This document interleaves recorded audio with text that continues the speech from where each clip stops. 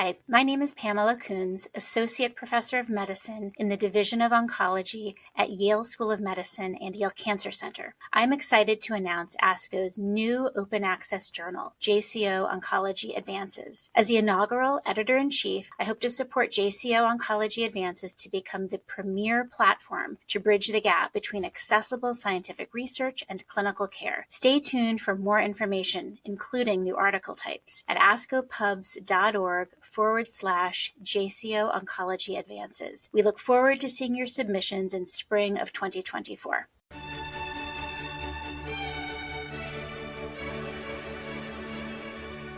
This JCO podcast provides observations and commentary on the JCO article, Clinical Experience with Crizotinib in Patients with Advanced ALK-rearranged non-small cell lung cancer and brain metastasis, by Daniel Botello Costa et al. My name is Dr. Rafael Rosell, and I am Director of the Cancer Biology and Precision Medicine Program at the Catalan Institute of Oncology in Badalona, Barcelona, Spain. My oncologic specialty is non-small cell lung cancer. Rearrangements in the anaplastic lymphoma kinase, or ALK gene, in non-small cell lung cancer, abbreviated as NCLC, were first reported in 2007. Around 5% of NCLCs harbor ALK rearrangements, which are usually EMAL4-ALK fusion oncogenes. These rearrangements typically occur in younger patients, in never alive smokers, and patients with adenocarcinoma histology. ALK rearrangements mediate oligomerization of ALK, which then leads to constitutive activation of the tyrosine kinase and aberrant downstream signaling. Crizotinib is a small molecule inhibitor that targets c-Met, ALK, and ROS1 tyrosine kinases. It is the first ALK inhibitor to receive approval from the U.S. Food and Drug Administration and the European Medical Agency for use in patients with ALK-rearranged, also known as ALK-positive NCLC, based on the results of phase 1, 2, and 3 clinical trials. In the phase 1 Profile 1001 study, 82 ALK-positive NCLC patients treated with crizotinib obtained an objective response rate of 57%, and a stable disease was noted in an additional 33% of patients. Updated results from the phase 1 study of 149 patients reported an objective response of 60.8%, with a median progression-free survival, or PFS, of 9.7 months. In the Profile 1007, crizotinib was compared with single-agent chemotherapy, with pemetrexed or docetaxel. In this phase 3 trial of patients with ALK-positive NCLC who had disease progression after previously receiving platinum-based chemotherapy.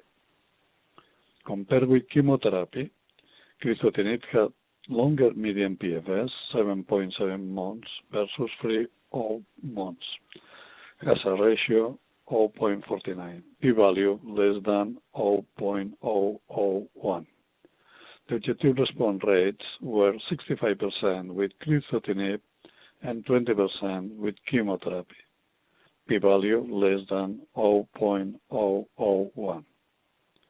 A potential limitation of crizotinib could be its less than optimal activity in the central nervous system due to limited blood-brain barrier penetration of the drug. To address this question in ALK inhibitor-naive lung cancers, Dr. Costa's group performed a retrospective and planned analysis of pooled data from the Profile 1005 and Profile 1007 studies.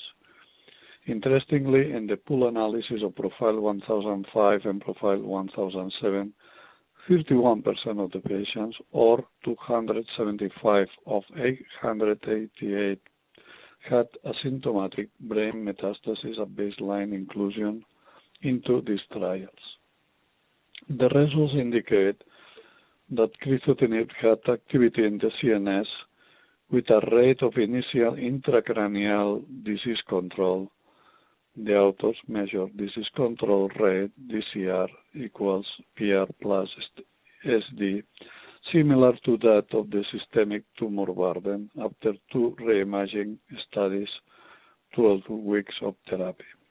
Indeed, confirmed intracranial responses were noted in 18% of 109 patients with previously untreated brain metastasis and 33% of 166 with previously irradiated brain metastasis that had progressed. The systemic confirmed objective response rate for each group was 53% and 46% respectively.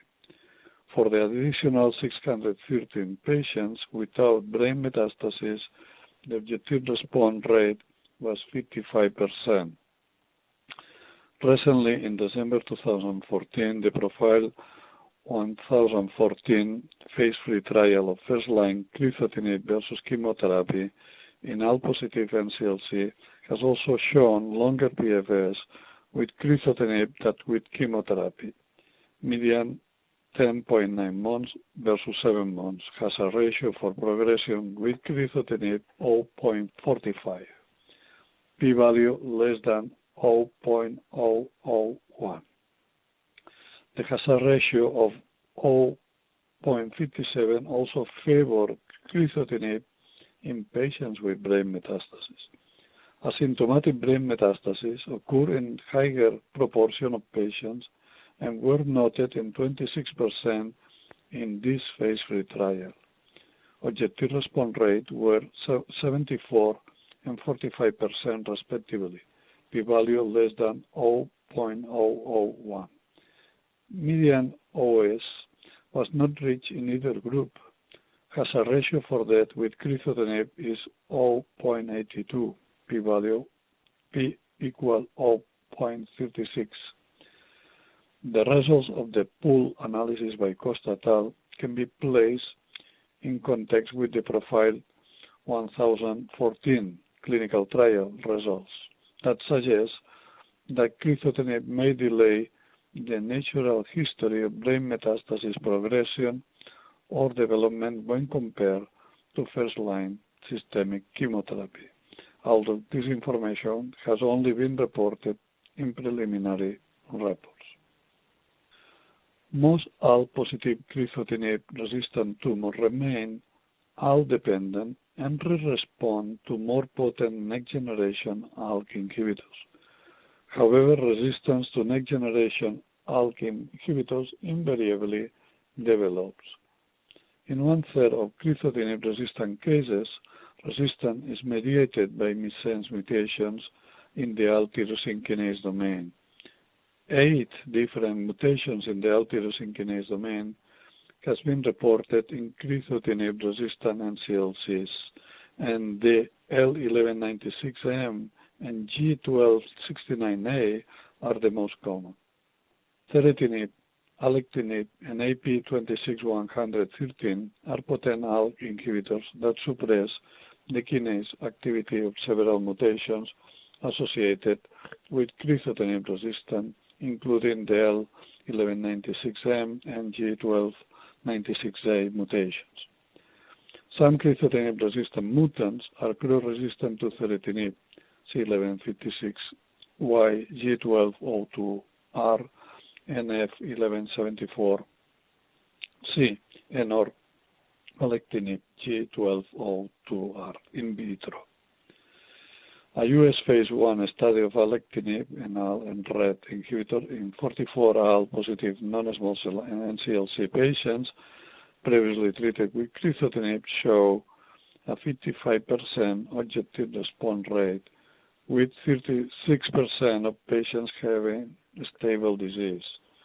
It is interesting that the 21 patients with CNS metastasis show a 52% objective response rate. 6 of them, or 29%, had complete response, and 38% of them had a stable disease, indicating that alectinib is a promising drug in ALK-positive NSCLCs, which are resistant to crizotinib, including in those patients with CNS lesions. Also, serotinib, which is an inhibitor of ALK and insulin-like growth factor 1 receptor, also known as IGF-1R, shows 56% objective response rate among 80 patients who had previously received crizotinib. Response was observed in patients with radio-resistant mutations in ALK. Median PFS was 7 months at a dose of 400 milligrams per day. Responses were also seen in untreated CNS lesions in crizotinib-resistant mutations. Also, AP26-113, an ALK and ROS inhibitor, has demonstrated promising activity in ALK-positive NSCLC resistant to crizotinib, with significant improvement in patients with CNS lesions.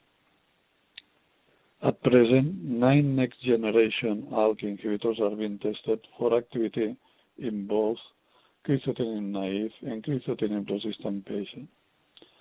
Preclinical data suggests that patients may benefit from treatment with multiple sequential ALK inhibitors, depending on the line of resistance. For example, in cases with alectinib-resistant mutations, B1180L and I1171T, serotinib or AP26-113 could be effective in a third-line post-crizotinib and post-alectinib setting.